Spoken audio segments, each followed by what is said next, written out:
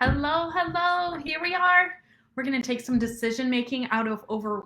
How about let's switch that around? Let's take some of the overwhelm out of decision making. How about I can speak correctly? That would be awesome. You guys, life is full of choices. We have endless choices, it seems like, at any moment during the day. And that means we make a lot of decisions throughout the day as well. Um, so we want to be good at it, right? We want to be confident in it.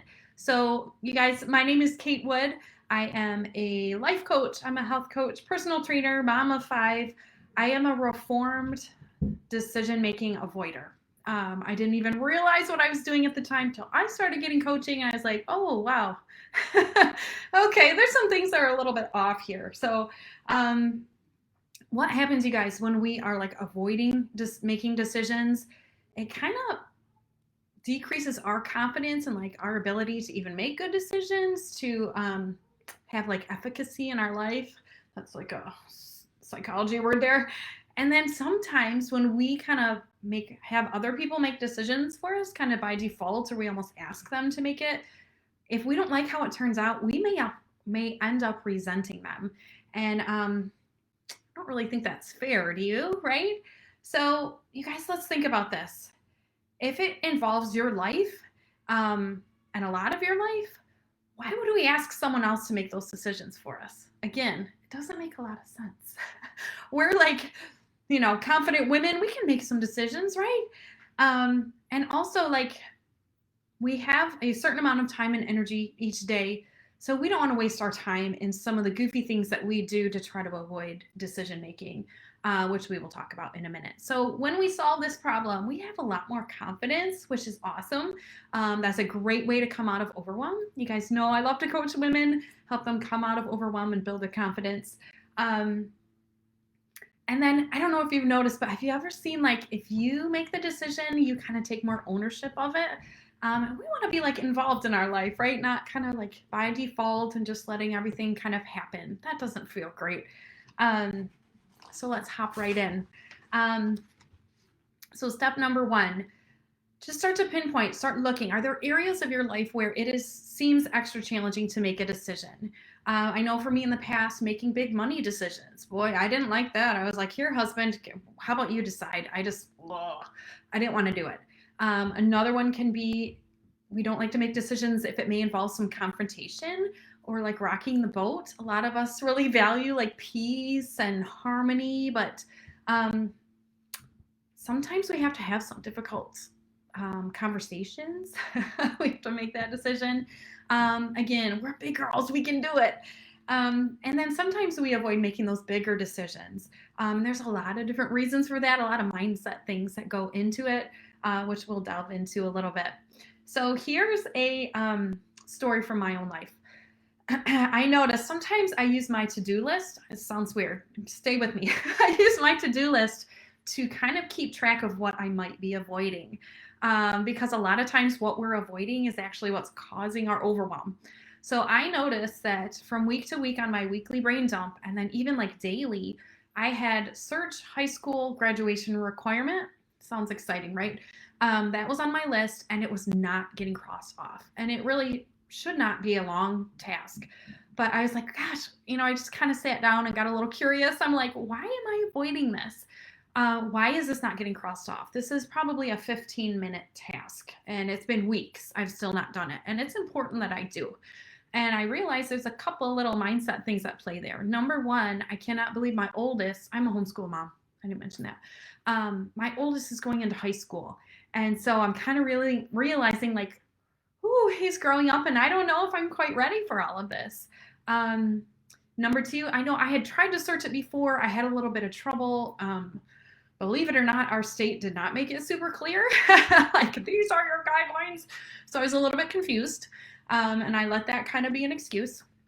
And then I think the last one and the biggest one, as a homeschool mom, I really want to help set my kids up for success in their lives, right? I want them to have great skills. I want them to know how to learn. And I was like, boy, high school seems high stakes. And I was like, what if I mess up? This is the kind of at the root of it. What if I mess up and my child does not succeed in life? What if I didn't set them up for success? And, I had to kind of pull some things apart and self-coach. I won't go into all of that now because there's a few different things we could pull out of there. But I realized like, wow, there's a lot tied up in this decision. And sometimes I have clients come to me like, I don't know why I can't make this decision. It doesn't seem hard. Can we talk it through? And a lot of times there are kind of some fear going on or some grief or different things at the root of it. And once we discover it, it's like, okay, I can move forward. I may need to work through a few mindset things, a few emotions and things. That's cool, but it's not so scary anymore. So I dare you guys, tip number 1, you pinpoint those mental blocks. Maybe it is around money. Maybe it's around, what if someone gets mad at me? What if I make the wrong decision? You want to pinpoint them and address them. And again, having a coach can help tremendously. It did for me. So let's move on. Point number 2. Do you put off decisions because you're researching? This was me. Oh, God, I'm so guilty of it. And I know other women do the same thing. Because research and getting good information seems like a really noble and productive thing to do. And it is. We want good information, but a lot of times we are going way into a realm of where we're no longer productive. We're really not helping ourselves. We may just be confusing ourselves more. And so we kind of need to realize like, okay, where is that line between I have good information to make a quality decision versus I'm researching because I'm putting this off. I feel nervous. I feel ill-equipped. If you don't believe in your ability to make decisions, no amount of information is going to cure that. I will tell you one thing in a minute, point number 3, that will really help. But trying to get like every single last fact, probably not going to help, right? Because we don't have 100% guarantees in life. And that's kind of scary to admit. I kind of wish we did, but we don't. And we kind of have to realize like we don't have complete control. We have control over a lot of things, but there are things we can't guarantee. And that's just how it is. But we can make a good decision. Yeah, so we kind of get into that all or nothing decision, like I'm going to make the right decision or the wrong decision. As soon as I hear a client say that, I'm like, oh no, stop, hold up. A lot of times there's multiple good decisions. Saying that there is one right and all the rest are wrong, that's a lot of pressure. I could see why you don't want to make a decision, right? A lot of times there could be multiple good decisions and we just need to pick one. You guys, so every week I send out an email newsletter with extra tips, ways to overcome overwhelm, ways to build our confidence, ways to deal with mindset or wellness techniques, or even just practical things. I want to come overwhelmed from every direction so that we can bust it, because I know how bad it feels. And so if you like this type of stuff, I would love for you to get this. I want you to get in on it and not miss it. So you can go to trajectorywellness.com/resources, and you can become a part of that. You'll get the emails, and you can also pick out like a resource or 2 or 3. There's some really great ones there. A free resource that you can just enjoy, and I hope you love it. So hop over there quickly and go ahead and grab that so we can stay in touch. Moving on. All right. So this is something that you can do if you have been avoiding making decisions. And I didn't realize this was me until there were some big things that I wanted and needed to kind of make decisions on, or felt like I did. And I needed to start small, and I needed to start practicing. So I was listening to a podcast, and this very smart lady said, like, just start with little decisions. Because I found I was like this even as a kid. My friend would ask me, what do you want to play? And I'd be like, I don't care, you decide. And the funny thing is, she didn't like to decide either. So we would actually fight over who had to decide what we were going to do. Yeah, not kidding. Just start making little decisions, even if, because a lot of times we think, well, I don't really care either way. I don't really have a strong preference. I think we need to start developing our preferences, or just practicing. So, if your honey is like, hey, do you want Mexican tonight, or do you want burgers? Even if you don't super care, I dare you just to make a call. either one, right? Just even if you're like, I super don't care, just choose one. I believe that decision making is like a muscle. We can build it up by practice, right? We don't build our bicep muscles by never using them, right? We're gonna, do bicep curls. Same thing with decision making. You may not feel quite ready to make a huge financial decision, even though I believe that you could do a great job with it. You can start practicing now so that when a big decision does come up, you're like, okay, I got this. I'm going to pray on it. I'm going to gather enough good information, and then I can move forward. That's a great feeling. Really, really. So I told my husband what I had heard on this podcast. Get back to the story, Kate. And I was like, she was just talking about making little decisions. And he's like, okay, every night when it's good weather, we take a walk. And then we walk one of two routes, creatures of habit, I guess. So he said, from now on, I am not going to decide our walking route. Because normally I'd just be like, I don't care. What do you want? It was just like I didn't even think about it. I just didn't want to make the decision. Silly, right? So since then, every time, even if I'm like, oh, do you have a preference? He'll be like, no, you decide.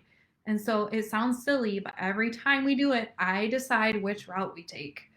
And again, like both of them are right. There's no right or wrong there. They're both good choices, but he honors me in that way to have me decide and to have me keep practicing, which I appreciate. So tip number 3, practice makes progress, right? We can build our way up, and I think quickly, right? You can do this. I know that you can. So let's go over those tips one more time. Number 1, pinpoint your mental blocks. Where are the areas where you don't like to make decisions? And let's address those. Number 2, gather enough information. It doesn't have to be perfect. There are no 100% guarantees. If you feel like you're kind of crossing that line into over research, if your husband's like, I thought you were going to purchase that thing like 2 weeks ago, and you're like, oh no, I'm still researching every night, might be time just to make a decision, And then number 3, practice makes progress.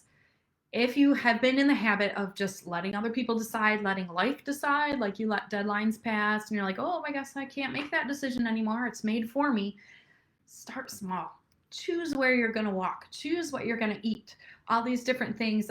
Choose the movie or the show that you're going to watch. And just keep making those decisions and show yourself that you can do it. So if you're like, Kate, I'm realizing with decision making and other things in my life, I really need to crush this overwhelm. It's time to defeat this beast because it's really holding me back. It's making me sick. It's making me feel terrible. I don't enjoy my life. Things like that. I love helping women do that. And so let's hop on a call and see if life coaching with me might be for you. You can go to trajectorywellness.com/call. It's a good thing I have notes, right? And we can hop on a call. We can talk about whether we'd be a good fit. I am very forthright. If I am not your fit, or if I feel like there's another resource or another coach or things like that, I'm going to let you know that. So it's a very low-key, fun way to get to know you, where you are right now, where you want to be. Can I help you get there? I will let you know very honestly. So tune in next week to the Ignite Your Life show, where we're going to talk about, drumroll please, 3 boundary problems and how to fix them. Oh, those boundaries, but they're awesome. They are worth it. Let me tell you that. Thank you for joining me. Have a fabulous week.